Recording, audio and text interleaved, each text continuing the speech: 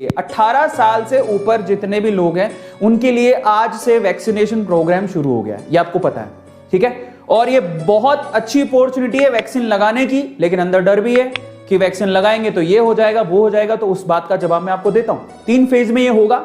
जिसको मौका मिल रहा है, और अगर मौका मिल रहा है और वो लगवाने जा रहा है और कुछ सवाल दिमाग में, डाउट दिमाग में, तो उसको डाउट क्लियर करके जाना है। कल एक सच्ची घटना बताता हूं आपको, उसके बाद हम लोग आगे चलेंगे।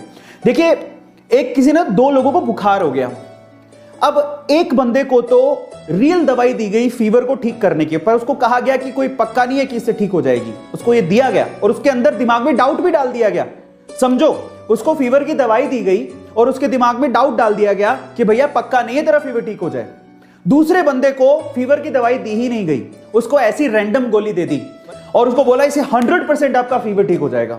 आप बिलीव करेंगे कि 5 दिन बाद जिसको रैंडम दवाई दी गई थी उसका फीवर ठीक हो गया, लेकिन जिसको रियल दवाई दी गई थी उसका फीवर ठीक ही नहीं हुआ। इसका मतलब कोई भी वैक्सीन या दवाई के साथ एक चीज और जुड़ी हुई है, वो है आपका पॉजिटिव थॉट प्रोसेस। अगर आप यकीन करोगे कि ये मुझे पूरी तरह से ठीक कर देगी, तो वो पक्का काम करेगी।